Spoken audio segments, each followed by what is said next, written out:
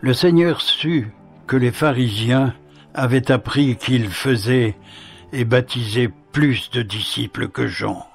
Toutefois, Jésus ne baptisait pas lui-même, c'étaient ses disciples. Alors il quitta la Judée et retourna en Galilée. Comme il fallait qu'il passe par la Samarie, il arriva dans une ville de Samarie nommée Sychar, près du champ que Jacob avait donné à Joseph son fils. Là se trouvait le puits de Jacob. Jésus, fatigué du voyage, était assis au bord de ce puits. C'était environ la 6e heure. Une femme de Samarie vint puiser de l'eau. Jésus lui dit « Donne-moi à boire », car ses disciples étaient allés à la ville pour acheter des vivres. La femme samaritaine lui dit « Comment, toi, qui es juif, tu me demandes à boire à moi, une femme de Samarie ?» Les Juifs, en effet, n'ont pas de relation avec les Samaritains. Jésus lui répondit « Si tu savais le don de Dieu, et qui est celui qui te dit « Donne-moi à boire », c'est toi qui lui aurais demandé à boire, et il t'aurait donné de l'eau fraîche. Seigneur, lui dit la femme, tu n'as rien pour puiser, et le puits est profond. D'où l'aurais-tu, cette eau fraîche?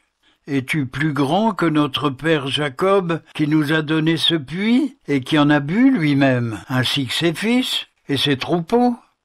Jésus lui répondit, quiconque boit de cette eau aura encore soif, mais celui qui boira de l'eau que je lui donnerai, celui-là n'aura jamais soif. Et l'eau que je lui donnerai deviendra en lui source d'eau qui jaillira jusque dans la vie éternelle.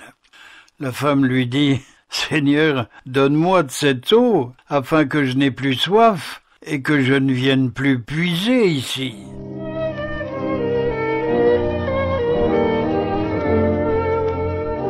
Va, lui dit Jésus, appelle ton mari et reviens ici. La femme répondit, je n'ai pas de mari. Jésus lui dit, tu as raison de dire je n'ai pas de mari, car tu as eu 5 maris, et celui que tu as maintenant, ce n'est pas ton mari. En cela tu dis vrai. Seigneur, lui dit la femme, je vois que tu es un prophète. Nos pères ont adoré sur cette montagne. Et vous dites-vous que le lieu où il faut adorer, c'est à Jérusalem? Femme, lui dit Jésus, crois-moi, l'heure vient où ce ne sera ni sur cette montagne, ni à Jérusalem que vous adorerez le Père. Vous adorez ce que vous ne connaissez pas. Nous adorons ce que nous connaissons, car le salut vient des Juifs.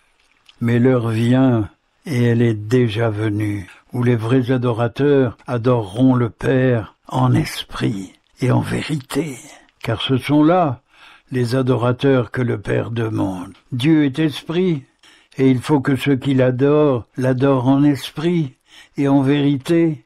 La femme lui dit, « Je sais que le Messie doit venir, celui qu'on appelle Christ, et quand il sera venu, il nous annoncera tout. » Jésus lui dit, « Je le suis, moi qui te parle. » Là-dessus arrivèrent les disciples qui furent étonnés de ce qu'il parle avec une femme.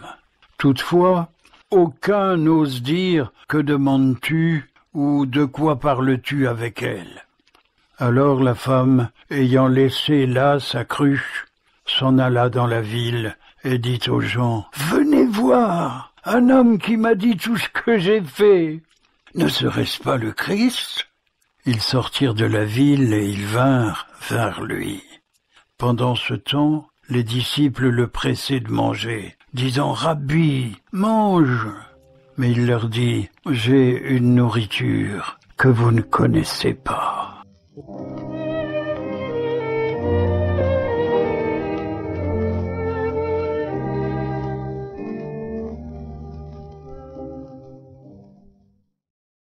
Les disciples se disaient, « Quelqu'un lui aurait-il apporté à manger ?»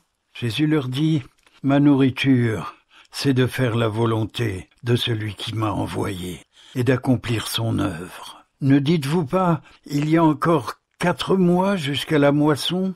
Voici, je vous le dis, levez les yeux. Regardez les champs qui blanchissent déjà pour la moisson. Celui qui moissonne reçoit un salaire, il amasse des fruits pour la vie éternelle, afin que celui qui sème et celui qui moissonne se réjouissent ensemble. Car en ceci, ce qu'on dit est vrai, autre est celui qui sème et autre celui qui moissonne. Je vous ai envoyé moissonner ce que vous n'avez pas travaillé. D'autres ont travaillé, et vous êtes entrés dans leur travail. Plusieurs Samaritains de cette ville crurent en Jésus. À cause de cette déclaration de la femme, il m'a dit tout ce que j'ai fait. Aussi, quand les Samaritains vinrent le trouver, ils le prièrent de rester auprès d'eux. Et il resta là pendant 2 jours. Un plus grand nombre crurent à cause de sa parole. Et il disait à la femme, « Ce n'est plus à cause de ce que tu as dit que nous croyons. Nous l'avons entendu nous-mêmes, et nous savons qu'il est vraiment le Sauveur du monde. » Après ces 2 jours, Jésus partit de là pour se rendre en Galilée.